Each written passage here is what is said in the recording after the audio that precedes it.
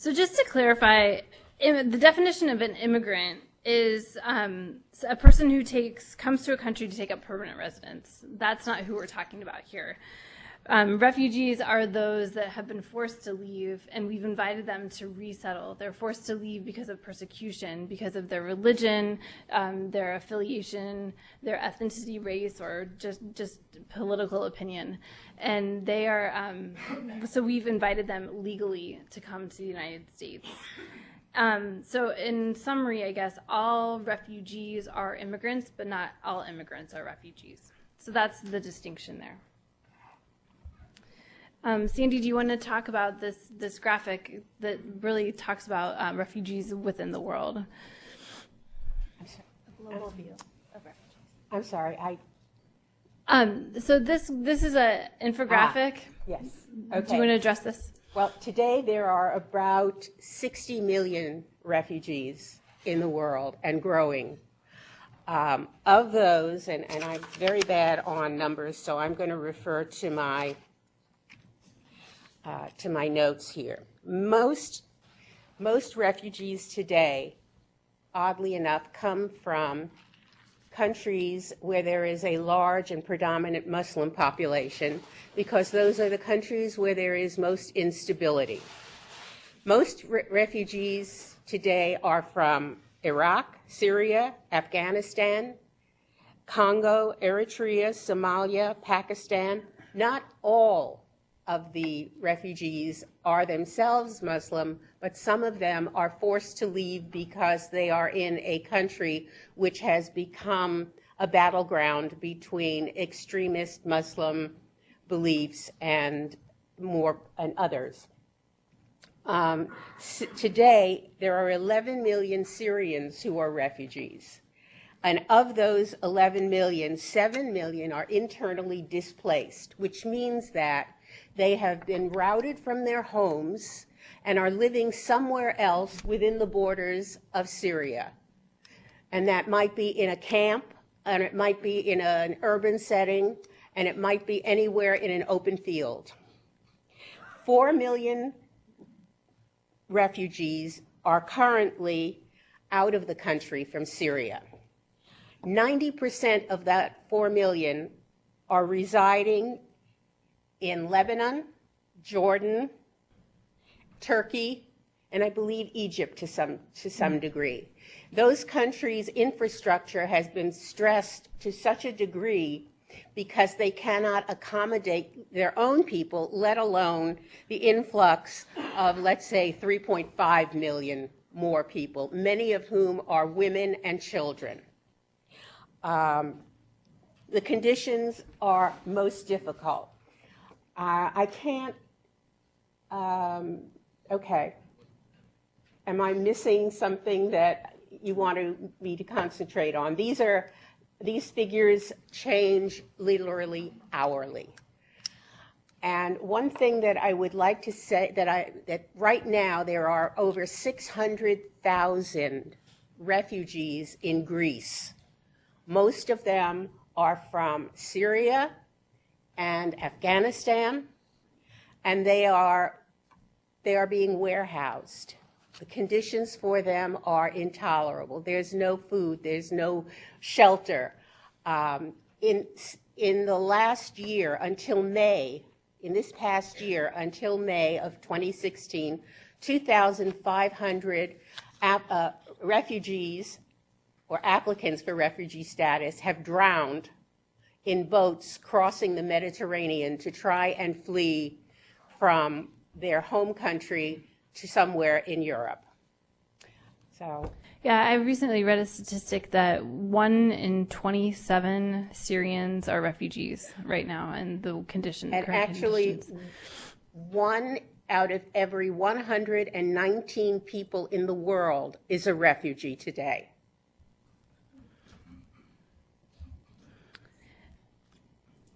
This is a graphic about the trends in refugee resettlement. In 2017, we're hoping in America to settle 110,000 people, 100,000 people.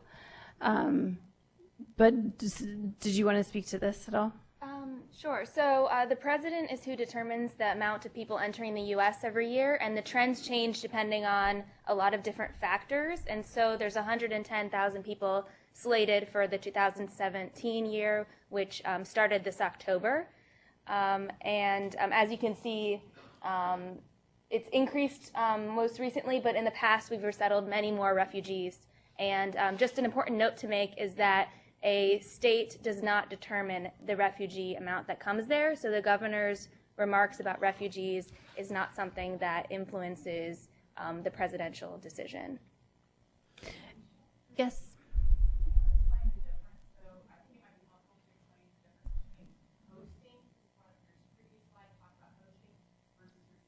Yeah, Yep. yeah, I'll get to that in a moment and sharing the differences, yeah.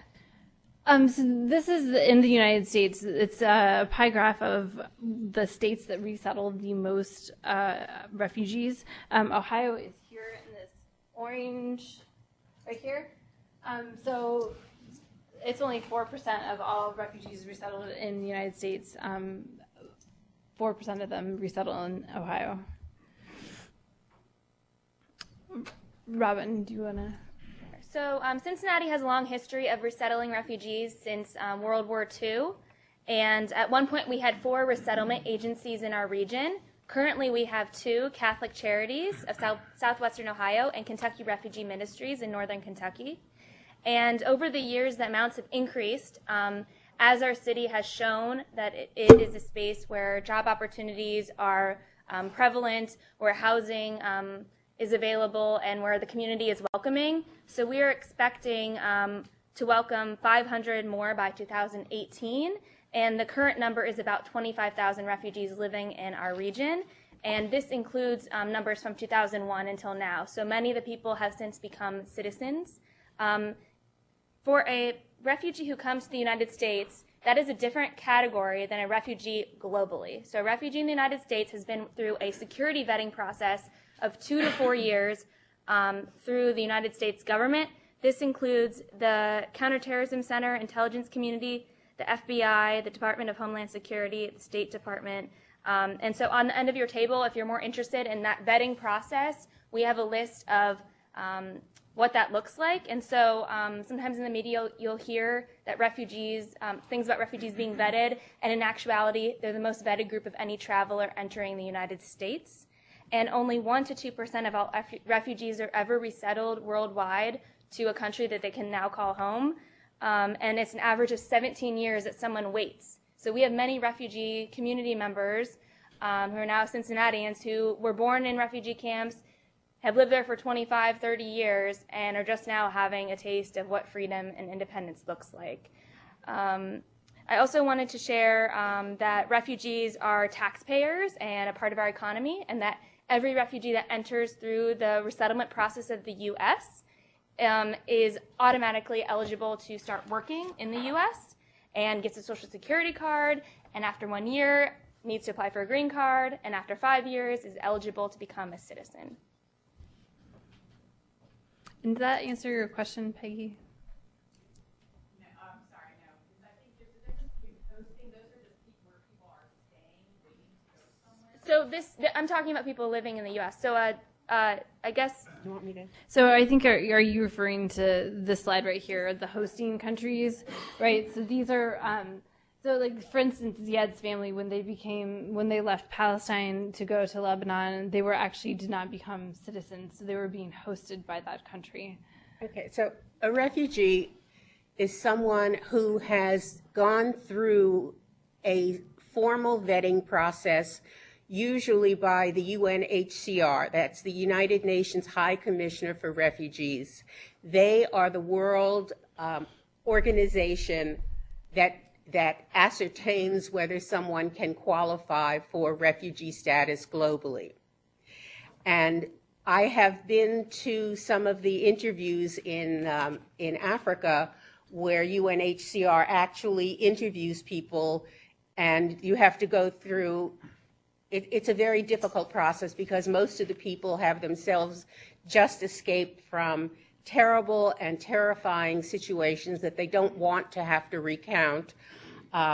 stories of having seen their relatives murdered, of having themselves been tortured or whatever.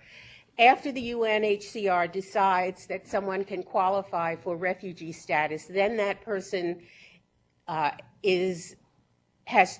are three routes that UNHCR gives, and the most common one is that the person will live in the country of first asylum until it is safe to go back to their country of their birth. That's one option. The second option is for the person to remain in the country of first asylum, become a citizen, and resettle there. The third option is resettlement in a third country, and less than 1% of refugees actually qualify for that. Those refugees who are resettled in a third country represent the most serious, difficult, and challenging situations of anybody on this earth. They include vulnerable, unaccompanied minors. They include women household heads. They include LGBTI individuals. They include political dissidents, religious dissidents, and the determination has been made that that person's life is not safe if they remain in that country of first asylum, that they need to be removed further. Once that happens, UNHCR refers the case to a panel of the 9 agencies here in the U.S. That resettle, and the case is then goes through a second set of clearances that Robin talked about, with the FBI and the CIA and everybody else going through it, and that takes a very long time. That in itself is about 2 to 4 years. So, and those are refugees. Now, and we talked about the people who are living as in their own country but displaced. They do not qualify. Then there are the undocumented people who come into a country as a visitor, and we see many of those people coming through our southern border. According to the UNHCR, most of those people, not all, but most, actually would have claims for refugee status if they were able to access the proper channels either in their home country or in transit. HIAS, my organization, is currently deployed in Greece and Turkey and in Costa Rica and on our southern border with legal teams who are working with individuals, particularly young people, to make sure that they get a fair representation and when they have to explain their situation and apply for refugee status. And those people we call undocumented here. Have I covered everybody, or is there more?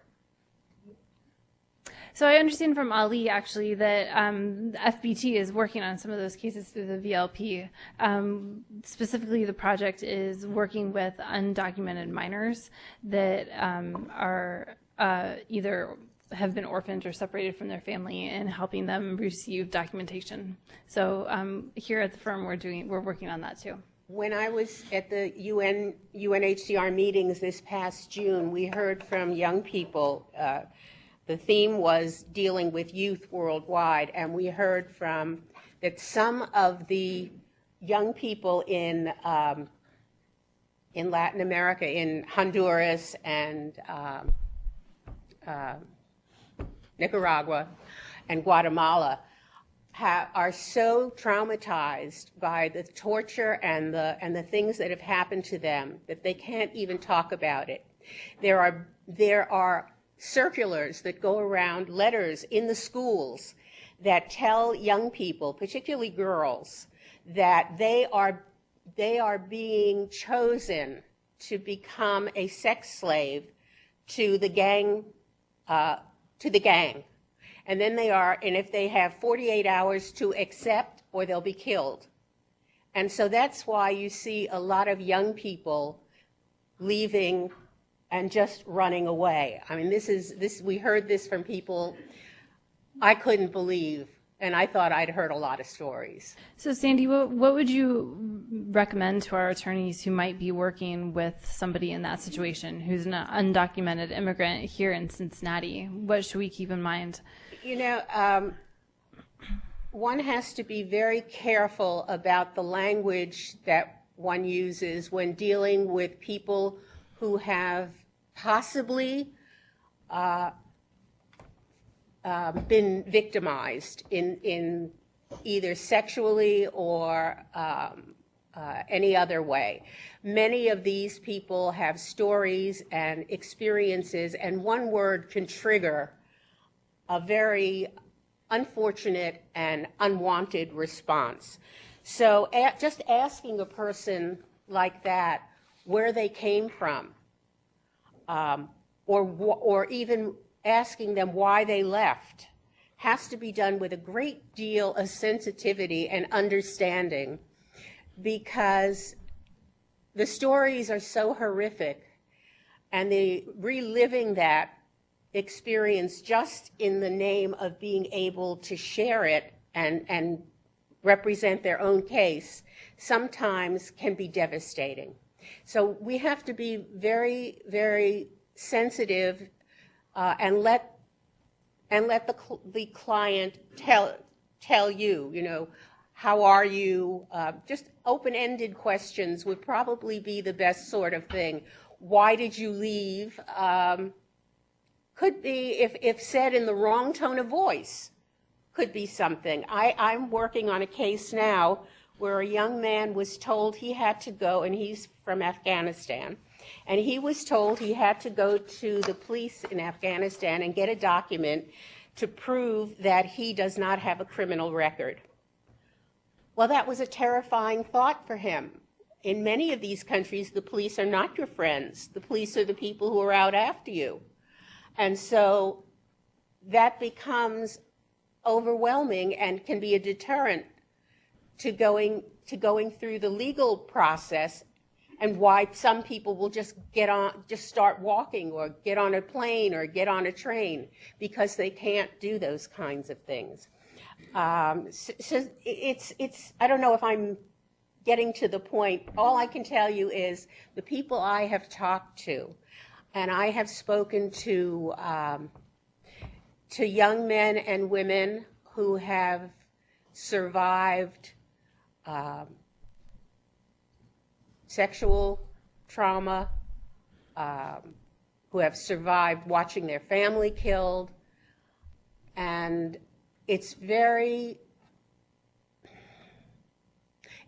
hard to be part of that and to have to cause them pain by the way we ask our questions. So, I mean, all I can say is use your best instinct when you deal with these people, and do not ask direct questions.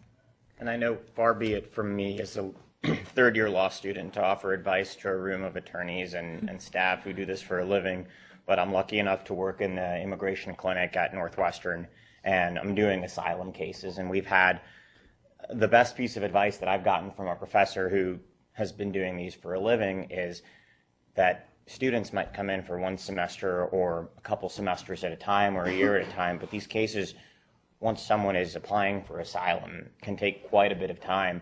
And just having that continuity with an attorney or a group of attorneys, so that the first time you meet with someone, it very well might be too traumatizing for them to speak about what they've gone through.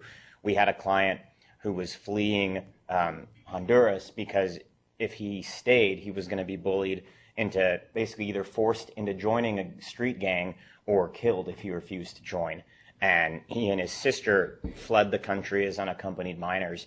And the first year that the clinic was trying to represent them, our client couldn't get through telling his story without crying. And it took a lot of time and a lot of repetition and a lot of investment on the part of the students and kind of amazing patience by our attorney professor to get him to open up. And once you have trust from a client like that, you can do wonders for their case. So I would encourage you all who are doing that work, hopefully I'll have the chance to do some of that work with Ali here when I get here, but have as much patience as you can muster on that particular day, and whenever you think you're out of it, try to reach more, because you're going to do a world of good for that individual. I think the statistics for someone applying for asylum when they're not represented by counsel, you're going to, the 3% success rate. Right. That goes up to, I think, 25 or 27% just by having an attorney walk you through the right channels. And it'll go up even further if you have an attorney who's really invested and is really able to connect after a lot of time with a client. I like to tell a story of an individual I met in Africa. He was from Ethiopia, I think.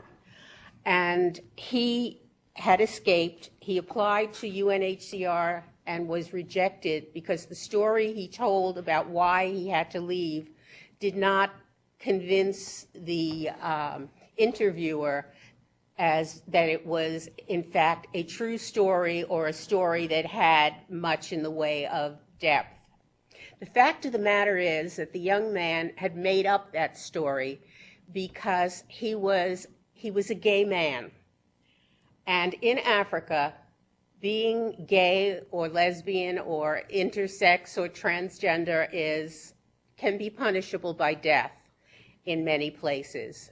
That's a whole separate issue that we could talk about, but let's suffice to say that when he finally was interviewed by the proper kind of interviewer who had the sensitivity to understand what the underlying issues might be, he received refugee status on the basis of his sexual orientation. So, but these things are very difficult to come out. Mm-hmm. I'd like to turn now back to the local community. So could you talk, Robin, a little bit about the people that have resettled here, where they came from, a little bit about their story and what regions of the Cincinnati greater metropolitan area they are living? So we have a wide range of countries of origin represented by refugee populations, and it's important to note that many of these people have been in transition to different countries for many years, and so they're, for example, some of our scholarship recipients, one of their parents is from Burundi, another one from Rwanda, another, the families, their identity is kind of different than a specific place because they might have had a parent from each country and then they've grown up in a third country, and now they're American. So it's not necessarily a direct line. For example, the Bhutanese community, which is, there's about 10,000 in our Cincinnati region. These are people that have fled Bhutan because of ethnic cleansing. And they have Nepali culture, but are Bhutanese in where their family was living, which went back many, many years, where they were brought to Bhutan as labor, and then it kept cycling into this position of slavery and horrible conditions. And so people have been living in camps, for upwards of 25 years, having been born there, and are now coming to Cincinnati. And there's quite a variety of skill set. And some, the younger generations speak English fluently, have college degrees. Some of the older generations are one of the most vulnerable with a lot of health conditions. And so they've been coming to Cincinnati since about 2008. Additionally, there's many other populations that I could highlight. One that I think is significant is the Somali population. There's about 4,000 Somali residents that live in northern Kentucky, and many of them are secondary migrants, which means that they came from another city in the U.S. where they were settled through the U.S. refugee process and chose to move to another city in the U.S. because of economic opportunity, because of the climate, because of friends. And so many of these leaders came as kids. And it's really incredible to see them where they didn't really know Somalia. They'd been living in Kenya or another camp their whole life. And to see them be building something up. And so they've moved to the Cincinnati region because they wanted their independence, just like many other people move to other parts of the United States. But I would encourage you on our website, refugeeconnect.org, to find out more information about all the populations. There are just so many here. We're really a community that welcomes all. So I just wanted to highlight a few. And then through the resettlement process, Do you want to talk about the slide about the federal aid only for? Yes. So from, in the resettlement history, aid has changed over time. And so at one point, people were getting a lot of financial support many years ago, being resettled.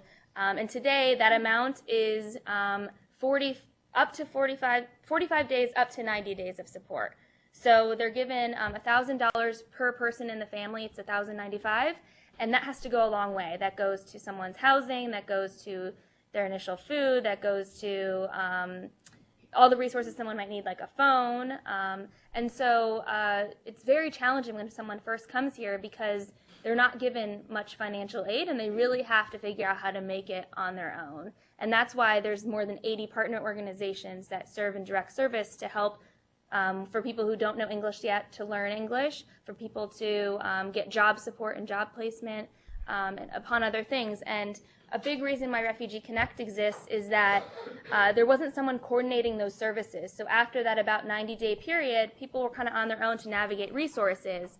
And unfortunately, our transportation system is very hard to navigate. And so what might take you 10 minutes would take someone 2 hours on the bus. And so perhaps they knew about an English program or a job opportunity, but it wasn't accessible. So if you want to get your kid on the bus in the morning for school, and then you have to get on the bus in the morning for class, and then you go to your job, you're spending all your daytime traveling. And so what our referral resource does is help people find resources that are in their neighborhood, near their house, somewhere that they can get to walking distance or on a short bus ride, helping people learn to drive. And so this is kind of showing just how important it is to have those connections and those ties to the greater community and all the resources that are here that anyone can access who's a member of our community.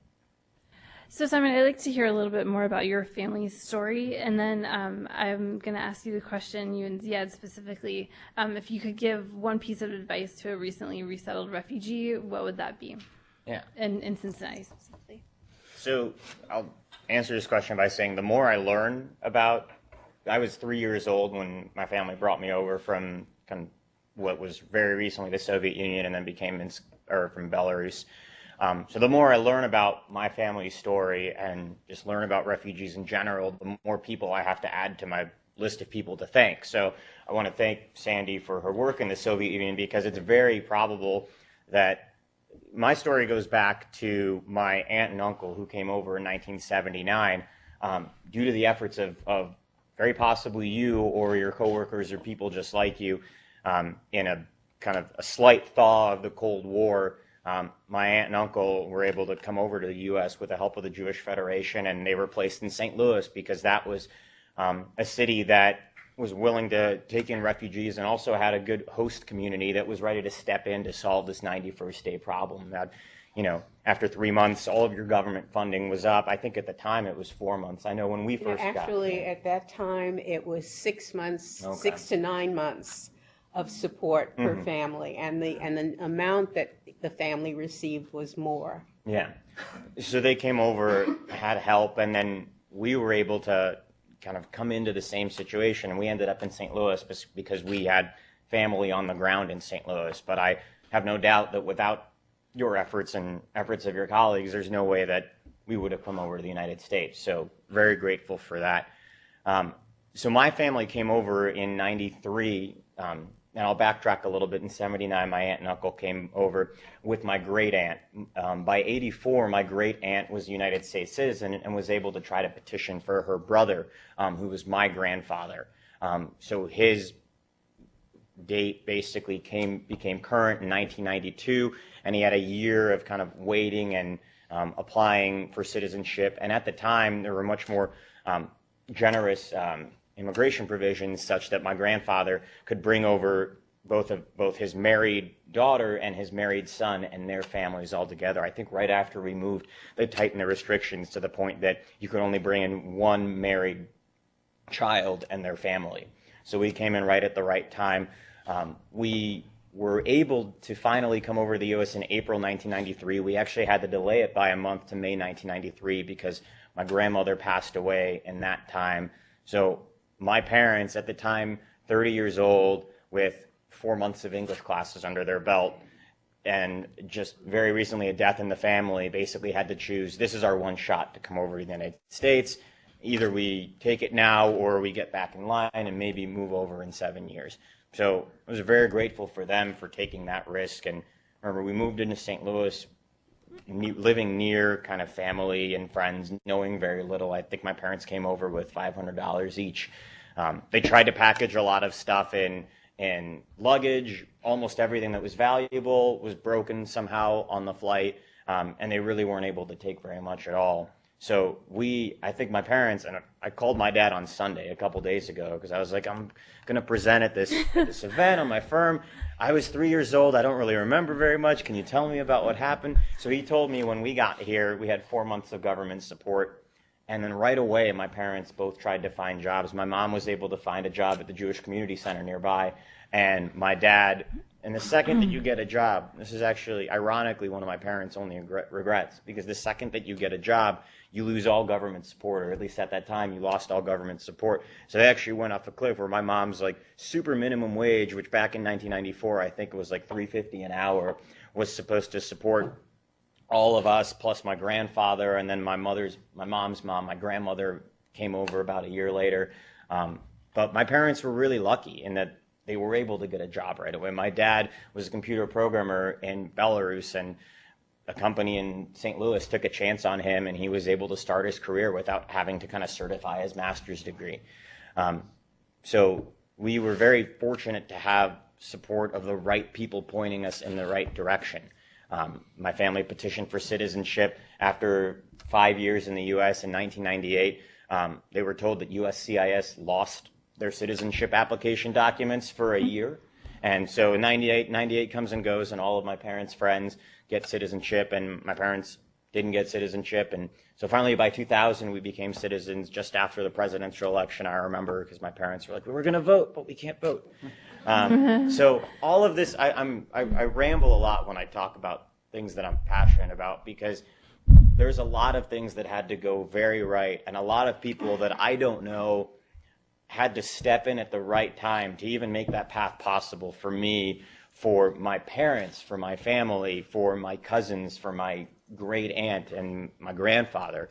And a lot of people took a chance to kind of stick their neck out and vouch for people coming into this country that were solely here to seek a better life for their children. My parents had a relatively comfortable middle-class life in Minsk, Belarus, but being Jewish there, they kind of realized that, you know, a tiny apartment in the middle of the city was about as high as they could go. My dad, when he was applying for college, was flat out told the first year, he and my mom would pester me about this, which is really hard growing up when both of your parents never got a B in their entire life.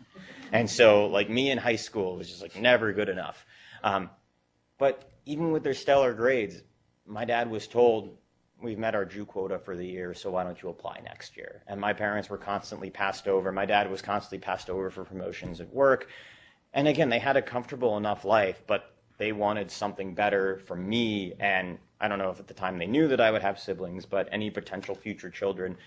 So I'm grateful for them for taking a risk, and I'm grateful for the community for welcoming us into St. Louis. And I'm very excited to be moving to a city like Cincinnati that is taking in refugees with open arms. May I? Sandy? I'd like to share a story with you about 6 or 7 years ago. I was on a mission trip in Ukraine and went to visit a refugee center.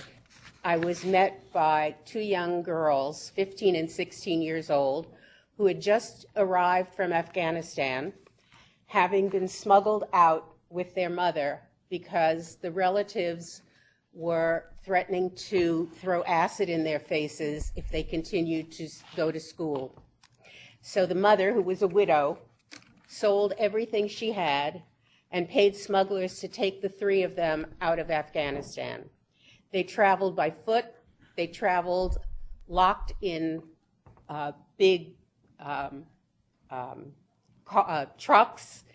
And they tell a story of being set. There were a group of 11 of them in the middle of a big truck surrounded by cases and cartons that smelled awful, and they were in total darkness, traveling because when the customs people and the border guards stopped with their dogs, the smell of the contents of the truck masked the smell of the people who were hiding inside. They walked, they rode, they traveled by this truck, and they even had to cross, and they don't know how they came. They went 3,500 miles, we estimate. They had to cross a body of water in one of those Zodiacs. And when they got to, they had been promised that they would be taken to Germany, where they intended to claim asylum. When they crossed into Ukraine, their mother was put into a different group, and the two sisters were separated from her. They were told they'd meet their mother the next day in a market. They never saw her again. They were left on their own and found in a market in Ukraine, in the city of Kyiv, not speaking the language, not dressed properly, and crying, when they found a man, an Afghani man who was living there, who kindly took them home with him, and his wife agreed to keep them. And so they lived with this family as servants, sleeping on the floor, making, working, cooking, cleaning, taking care of the children. When I arrived in Ukraine, I met them after they had only been there for about 2 or 3 weeks. I referred them to the highest office in Kyiv, where we do refugee protection and legal services. Fast forward 3.5 years, I kept in touch with the girls. And they were they were rejected by the Ukrainian government because the Ukrainian government has no process in place to adjudicate refugees.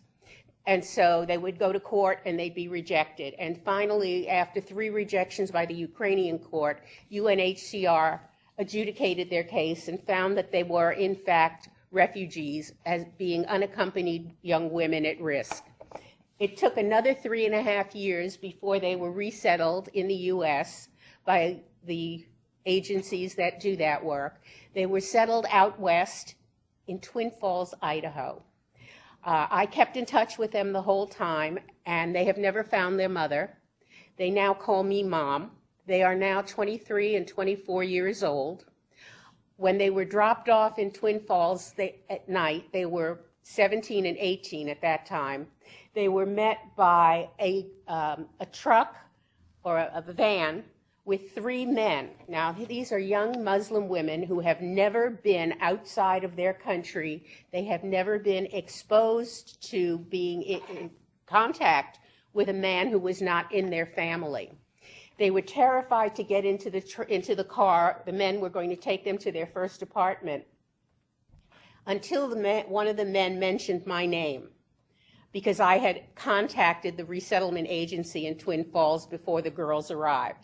So the girls were taken to an apartment where they had 2 beds, 2 chairs, a table, and a sofa. That's it. And they were left, and the refrigerator had some food in it. And they were left. The girls were so terrified that they piled all their furniture up against the door because they were convinced somebody was going to come in and attack them at night. This was their experience. It is now, last year they received, no, it's not last year. 3 years ago, they received their green cards, and next year they will be able to apply for citizenship. They were given 3 months of support. They went to work they found their own jobs through a temporary agency. They went to work making yogurt at the Chobani yogurt factory, where the one girl, even though she has no actual high school diploma, all of their documents were taken away by their smugglers. Even though she has no proof that she has been to high school, she's been promoted 3 times at Chobani and is now in charge of 25 people and 5 production lines. So there's a true story about what it's like today to be a refugee. Question? Sure. My name is Noel. My husband, Joe Daner, is an attorney here at this firm, and he's on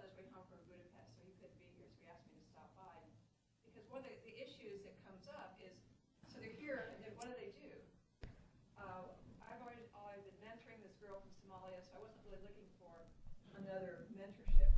She's still in college. I got that. But, you know, you think about yourself going to another country. What in the world would you do? And so what Joe arranged is, with Cincinnati State, is there's refugee scholarships so that people can come and they can learn how to do something. You start there. They gave us like 3 people, maybe 4 people to choose from. You think, oh my gosh. Instead, Joe went out and raised the money then for all of them through other people. So I would, you know, either Cincinnati State look into that, or maybe there's something else that you support, some business, some apprenticeship. But people, like, once they learn how to do something, I mean, of course they're eager to work. And on the 91st day, they're thrilled to be able to do something. Yeah. So that actually brings us to this. The last slide is, you know, if you've heard the story and you're interested in helping out, what can you do? How can you get involved? And do you want to walk through these? I'd like to specifically highlight the 3rd bullet point, if you want to talk about that. Yeah. I can't see it. It's the scholarship fund. Sure. So, yeah, I guess to kind of just backtrack, I know we all got things to do, so I'll make this quick, but let's kind of backtrack what Alicia had asked regarding, what we would say, to refugees here in Cincinnati, in terms of one tip of advice, and really, kind of to piggyback off of your point regarding, whether it's trade school and whatnot, but education is key. It's monumental. It's ultimately going to be, hopefully, the foundation of something moving forward. Obviously, a lot of what these people have been through is very difficult. It's very challenging, and you always want to stick to your origins and roots. But in terms of moving forward, it starts with a foundation, and moving forward, from an education, hopefully to an employment, whether it be a work permit, a green card, a U.S. citizen status. That's kind of what brought me to the United States is education, and it wasn't because I didn't have opportunity or didn't have the chance to make it in Beirut, but what I saw was I saw a country that really we were fortunate enough to land there because we were safe, but I would never be able to buy property as a Palestinian refugee. I would never be able to be self-employed or work for myself, which my dad, before he passed, tried to do. He tried to open up a clinic. And I really saw a lot of people, a lot of my relatives who were living in refugee camps in Lebanon, in southern Lebanon, who had just settled and were okay with that. And I didn't want that. I wanted to come here and make something for myself and make something for, our future once I met Alicia and my children. And so we obviously, as many of you know, had an unfortunate, life experience with our son Dean, who we lost at 2 months, and so this is kind of hard for me to talk about, obviously, but I'm gonna just pause. So one of the things that we benefited out of that whole experience is obviously perspective, but at the same time, really looking at sticking with my roots, at least as a refugee, and making sure that we could try to reciprocate something to somebody down the line. And so because my refugee status is something that I'm obviously proud of, and something that I think was a challenge in my life to overcome, as was my son's passing, we wanted to make sure that there was a opportunity for those people who might find themselves a little less fortunate. And so we started working with Refugee Connect in trying to create a scholarship in his name to fund and help education, because even a couple $1,000s here or there would hopefully go some way, and maybe take somebody over the hump, maybe even offer a bright light of encouragement that there were people out there for them. So that's something we created, and we're really proud of, and I think we continue to grow through the help of Cincinnati, a lot of the members of the Junior League, obviously, and a lot of wonderful individuals at high schools that are really helping us fund this program to make sure that people who otherwise may not get this opportunity or chance, or people who may feel like they want to give up, know that there's people out there for them, like you attorneys who are working with these refugees on trying to legitimize and get them here and make their existence as amazing as it can be. We want to offer the educational standpoint, and so that's one way that we would love people to be able to help. Is to basically, any dollar amount counts, but as we've continued to grow this year after year, I feel like it's gaining some momentum, and we would, in Dean's honor and in our honor, we would like to keep this going and make this as strong as possible so that we can maximize the beneficiaries of this scholarship and program. So education is where it starts. So far we've been able to sponsor 8 refugee students in the Cincinnati area that have been able to use the scholarship to attend a secondary institution for education. Another thing I'd like to highlight is donate items to new families. So I've worked with Colleen Haas and Kevin Carter, and this year through the Community Opportunities Committee, right? Is that what COC stands for? We're actually going to be adopting 2 refugee families. So when we kick that program over the holidays, you can pull an ornament, and you can, your gift can go to one of these refugee families. There's a host of other things, other programming in the Cincinnati area. For instance, on November 17th, there's a program at Xavier, and it's a panel of immigrants and refugees talking about their journeys and how they became entrepreneurs, and there's stories of hope and guidance and economic growth and showcasing that. So there's a variety of ways that you can get involved if you feel inspired by today's conversation. And Robin, do you want to add something? Yeah, I wanted to share more about the volunteer training workshop. So Fuel Cincinnati, which is Give Back Cincinnati's grant branch, they sponsored our quarterly trainings, which are called The Funnel, and we just had one on October 15th, and it was widely successful, and we've been getting emails pouring in of people that want to attend. But this is a way for you to dive deep and understand the current refugee populations and their needs, and to be matched with one of the 80 partner organizations and be able to give your skills and talents to them in a way that's meaningful for you. So for someone that might be mentoring, for someone else that might be staging a house for someone their first time having their own home in the United States. It could be tutoring someone in English, could be helping with citizenship paperwork, whatever is of interest to you. That training will directly match you with your skills and interests and give you some background knowledge about the warm welcome that we have in our city. And then additionally, there's many community events that happen, and so we keep a log of that at refugee.org/events. And so if you ever want to bring your family and get to know community members and have that face-to-face relationship, I would encourage that you check that out. Yeah, so we have, it's 1:05, so if there's any questions or additional comments from the audience. If I can add one thing, I think this list of things that you can do, I think is none of it is trivial, and it's all extremely important. I can tell you that from my experience, refugees are huge risk takers. And I'm not talking about myself because I was brought as a tag-along, but people like Ziad, like Ziad's father, like my parents, they came over here because they weren't satisfied with a lot in life that they got when they were born, or the place where they were put. And so they come over to the U.S. with the grandest of goals, but often it's just a couple people in a family striking out on their own.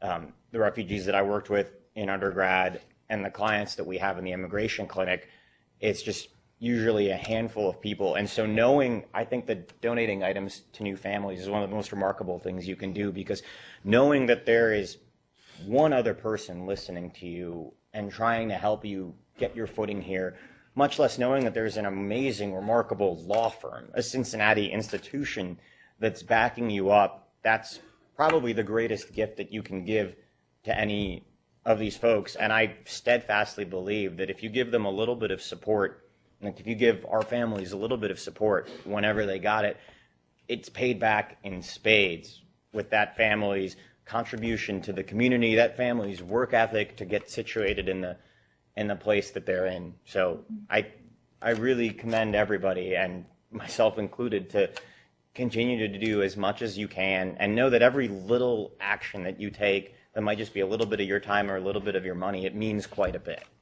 Sandy, do you have something to add? On the global front, you can, as attorneys, you can impact what happens to these undocumented and unrepresented individuals by volunteering your time to go to places where interviews are taking place initially with people who are migrants and who need advice and direction on how to present their case so that they can be judged on the grounds that they are entitled to refugee status. What you can do pro bono by spending a month or a few weeks at one of these places is incalculable.